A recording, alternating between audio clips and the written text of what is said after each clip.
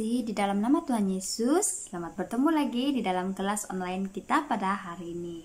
Adik-adik, terlebih dahulu sebelum kita memulakan kelas, mari kita berdoa bersama-sama.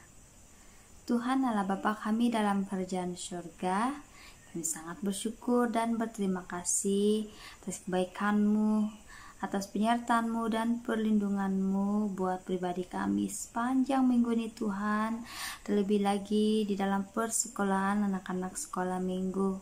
Dan pada hari ini Bapa, kami sangat bersyukur karena kami dapat bertemu lagi secara virtual untuk kelas PKK online pada hari ini. Tuhan Yesus, terima kasih atas kesempatan dan waktu yang Kau berikan buat pribadi kami. Dan saat ini kami siap dan sudah bersedia untuk mendengar dan belajar kan kebenaran firman-Mu buat hari ini ya Bapa di surga. Roh Kudus-Mu akan terus memimpin kami dari awal pertengahan sehingga selesainya kelas online PKK. Hanya di dalam nama Tuhan Yesus kami sudah berdoa dan mengucap syukur. Amin.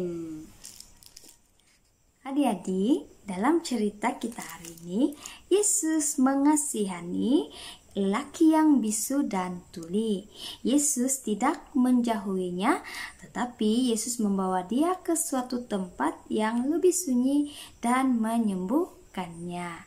Kita akan mendengarnya di dalam Markus pasal yang ke-7 ayat yang ke-31 sehingga ayat yang ke-37.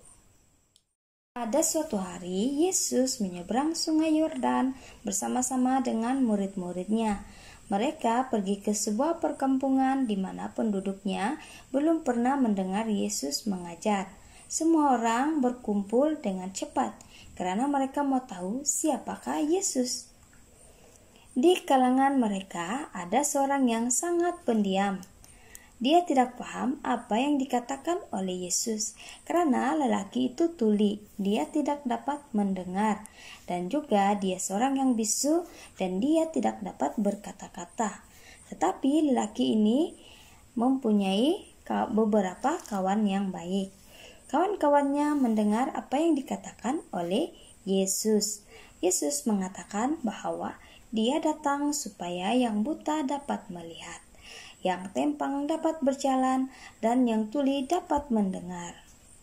Apabila mereka mendengar apa yang dikatakan oleh Yesus, mereka berpikir, mungkin Yesus boleh menyembuhkan kawan baik kita yang bisu dan tuli ini.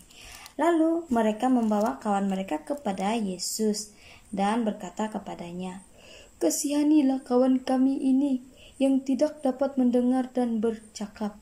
Yesus berbelas kasihan melihat lelaki yang tidak berupaya mendengar dan bercakap itu. Dia mau menyembuhkannya, tetapi bukan di sana di dalam kalangan orang ramai. Yesus membawa lelaki itu ke suatu tempat yang sunyi di luar perkampungan itu, di mana mereka boleh bersendirian. Yesus tidak bercakap dengan lelaki itu karena dia tidak dapat mendengar. Yesus menggunakan bahasa isyarat tangan supaya lelaki itu dapat memahaminya. Yesus meletakkan jarinya ke dalam telinga lelaki itu. Kemudian dia meludah dan menyentuh lidah orang itu. Kemudian Yesus memandang ke atas langit. Apakah yang dilakukan Yesus? Dia berdoa kepada Bapanya di surga. Dia menarik nafas panjang dan berkata kepada lelaki tuli itu, "Terbukalah." Dia bermaksud telinga lelaki itu. Sesuatu yang menakjubkan pun terjadi. Pada waktu itu juga, lelaki itu dapat mendengar suara Yesus. Dia dapat mendengar bunyi dedaun ditiup angin dan burung-burung berkicauan. "Terima kasih Yesus," kata lelaki itu. Tiba-tiba dia dapat bercakap. Yesus tersenyum dan mengucapkan syukur kepada Bapanya di surga. Aku dapat mendengar, jerit lelaki itu sambil berlari balik kepada kawan-kawannya. Mereka terkejut mendengar ceritanya. Mereka menyambut kawan mereka yang sudah sembuh itu dengan sukacita. Mereka berasa sangat kagum. Penuh dengan sukacita, mereka berkata, "Yesus, telah melakukan segala-galanya dengan baik sekali.